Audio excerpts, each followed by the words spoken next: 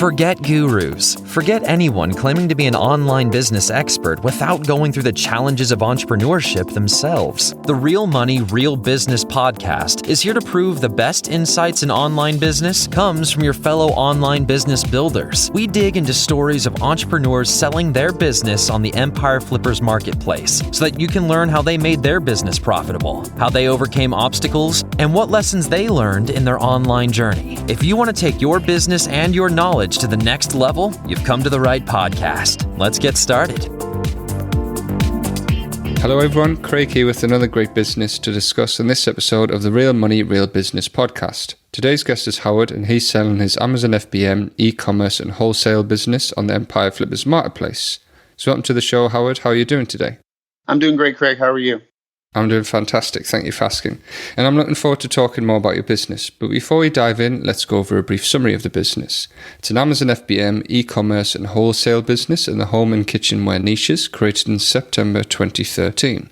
The average monthly revenue for the business is $138,073, and it makes an average of $59,488 net profit each month.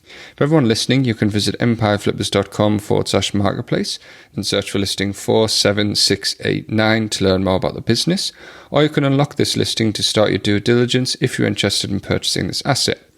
So now that I've given a general overview of the business, let's have a look at what's included in the sale.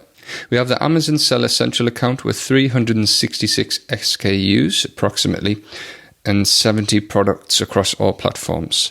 We have the primary domain including all site content and files, 10 additional domains. We have an email list of 21 subscribers, social media accounts for Facebook, Twitter and Instagram, supplier contracts and relationships, designs and printing equipment, and Etsy and Wayfair accounts, and 2 Shopify stores. And it's also important to know that inventory is not normally included in the list price, but further details can be provided to active buyers. Okay, Howard, now let's hear from you.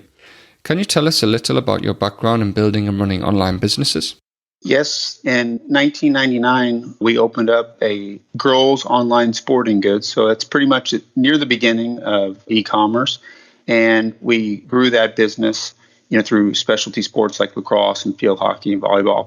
And we had different domains for each one. We started selling on Amazon as soon as Amazon opened up that sporting goods market to third-party sellers, and we stayed active on that until we sold that business in 2014, and that's what spun the current business that this listing is for. Okay, and the business we have today, how come you chose this niche that we're in particular? And when we sold the business in 2014, the team sports business, we had a lot of personalized products that we sold. For example, if a team were to buy uniforms, we could also make them bag tags with their name and number on them.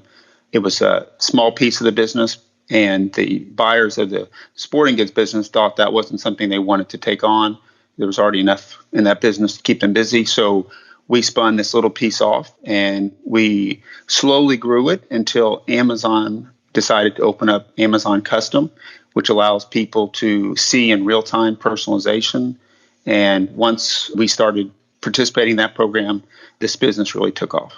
Okay, that's interesting stuff. So how does this business primarily make money today?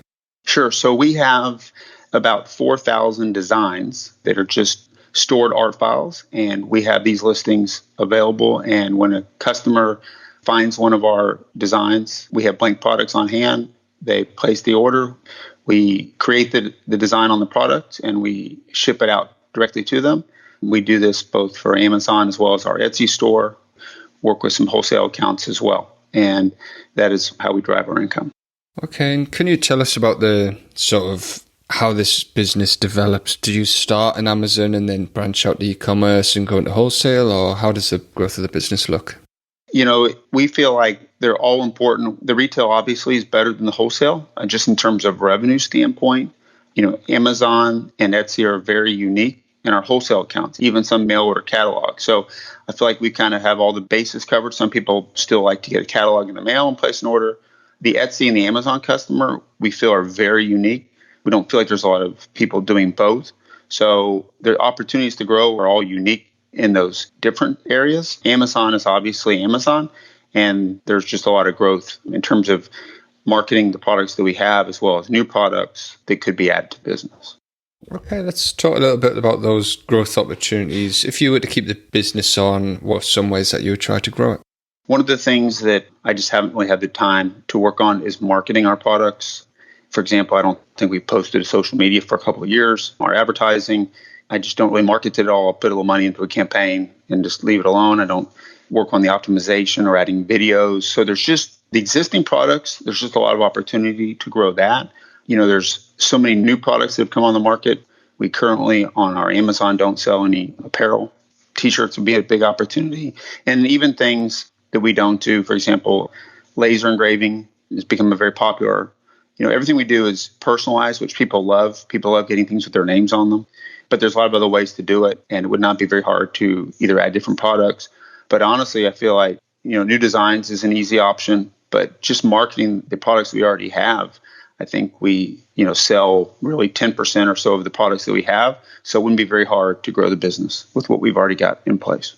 Absolutely, yeah. And building up that loyal audience and loyal following and stuff that can really give some solid foundations for the business. So, yeah, there's a lot of opportunities for growth. The business is doing well. So how come you're selling the business right now? We really felt like, and when I say we, it's my wife and I, we really felt like at this point, we really needed to grow this business or look to exit the business, because we talked about the marketing. I read about the importance of videos, and we don't have one product with the video, or the marketing, in terms of the bidding for keywords, just things we don't do. We don't have the time to do. And so we felt like the business has got enormous potential. We understand the potential in the business, but we're at a point now that we just feel like that's more than we want to take on at this point. And there's people and companies out there that's what they do. And, we don't want to just keep standing still. Our business keeps growing. We've been very fortunate. We make a great product that does well in the marketplace with really good margins. But we feel like, standing still is usually not a good answer. And so we decided it made more sense if we weren't really ready to bring on a much bigger team and start doing the marketing and bring in video production and all the things that we really think are necessary. It just made sense for us to exit the business. Yeah, that does make a lot of sense. And like you say, if a buyer comes in, there's a lot of potential to grow the business to the next level. So is there anything you've learned from this business that you will apply to future sites or businesses? Sure. I think you learn from mistakes and from good things. And we've had a lot of both, obviously, with any business over a lot of years that you do. We like the fact that we're in the personalized side. I just didn't want to get into a business where, it was a UPC and there was, 200 people selling the exact same UPC. People love getting things with their name on it. Our products are unique. And I think that would be something that I really learned is there's a lot of different ways to sell the same product, but it's a lot better if you have a unique product. And going forward, I want to think about being a little bit different, not trying to do what everyone else is doing. The other thing is we take it real serious that when someone places an order for a personalized item, that we want it to look right. We want to get it out fast and correctly. We literally try to get everything out the same or the next day after it was ordered and just provide customer service. I feel like whether it's Amazon or anything, it really is about the customer. And I think if you treat customers right and do a good job, you get rewarded. And I think we've been fortunate in that regard.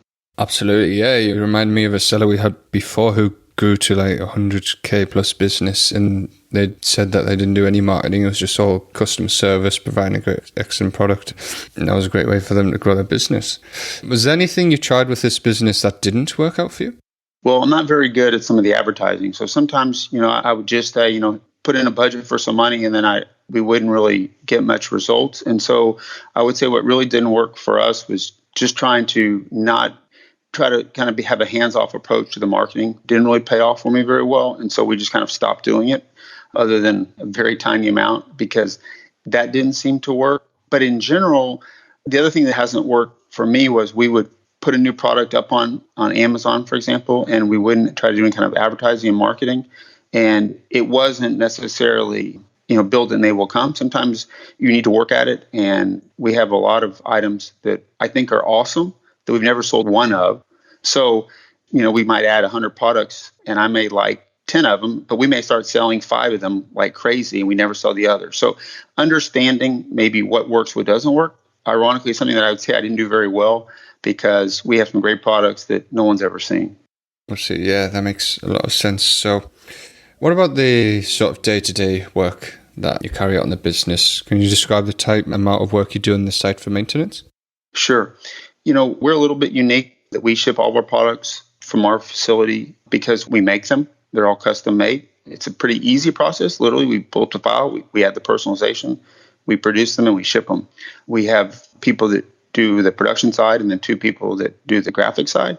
And then my wife and I handle printing the packing slips and the labels and that type of product. It's not a very labor-intensive business. It's relatively easy to operate. We think there's a great opportunity in coming up with either acquiring other businesses that do the same thing and just using them, operate out of this one facility because we have extra capacity. We could be a lot busier than we are.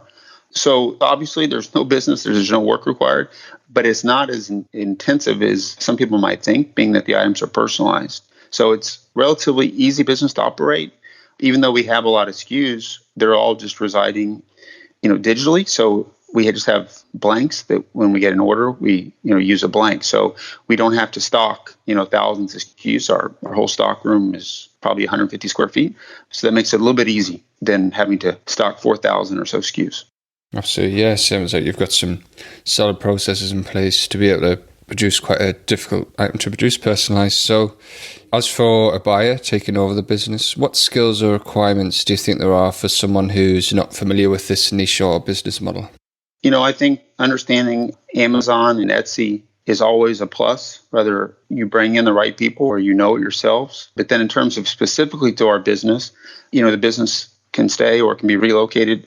I would say it's not because the design's already created, just a basic understanding of something like an Illustrator, just to drop in the names. But the actual production is a pretty simple process. It doesn't take a lot of specialty. It could easily be trained in half a day. So if someone liked the business, I don't think the requirements on the technology side would be anything that would keep someone away from the business. Yeah, that makes a lot of sense. And what do you think are the biggest risks with the business that a buyer should be aware of? I think with any e-commerce business, I would say competition. And then we take it very serious for both Etsy and for Amazon to understand the terms of service. I mean, we're selling products on someone else's platform. And whether we agree or disagree with some of the decisions, they get to make the decision. So I would say, besides competition, just making sure that you understand what the rules are when you participate in someone else's platform. But we feel like our pricing is good. We know our product is good and our shipping is good. And keeping the customers happy, I think, is of paramount importance. Yeah, absolutely. So overall, putting yourself in the shoes of a buyer, why do you think this is a business worth buying? For me, that's an easy one. I think this business has just tremendous upside potential. And I think that, it's doing quite well with no social media, very little and terrible advertising that's done. I literally think we've got some words that are product names are like 3 words. Like when everyone's saying that you should put keywords in names and optimize listings, we have some listings that have been up for over a decade we've never touched. So there's just tremendous upside with what's already there. I think acquiring 1 or 2 other players in this market could just explode this business. I think adding other products like laser engraving, adding apparel, T-shirts to the business is a great opportunity. Bringing in new designs. A lot of our designs kind of have a similar theme. You bring in some people with different ideas. I just think this business is just full of a lot of potential, and it's a neat business that people enjoy. People love getting gifts, that are unique. I just think this is a great business.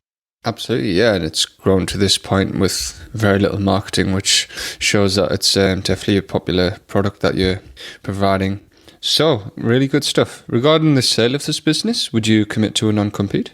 Sure. I mean, I understand that part of what someone's buying is the ability that, all these personalized gifts are part of the assets that come with the business. And the last thing I would do is try to start selling these or similar items. So yes, not compete. I would not only expect to sign, but for sure willing to sign in and totally understand that that's a piece of the business. And how much support are you willing to offer buyers? Are you going for the standard 30 days of email and Skype support? I think for sure, again, if the buyer wants to relocate the business or leave it where it is, of course, it's up to the buyer. In person, if it's here, probably even in person for a while, at a minimum, that support. But I think even more in a longer period of time, I'm open to helping them, and more than that is required. I think the process in a matter of a few days they would get. We have a lot of suppliers, both domestic and abroad, that obviously all of that information and, lead times and ordering and making sure you've got product. We ship some of our products in packaging that we have made custom because the price point and the weight for the shipping is all good. So all those types of things need to be conveyed, and we want the buyer to succeed. And so absolutely 30 days of email, but for sure probably several days in person. We want to do what we need to do to help the buyer succeed. Excellent. Yeah, I'm sure buyers will really appreciate that extra support that you're willing to offer. And as for the deal, you're open to negotiating something like an earnout? Oh, absolutely. I mean, if the buyer understands and wants to grow this business, I think, the sky's the limit, and an earnout doesn't bother me one bit.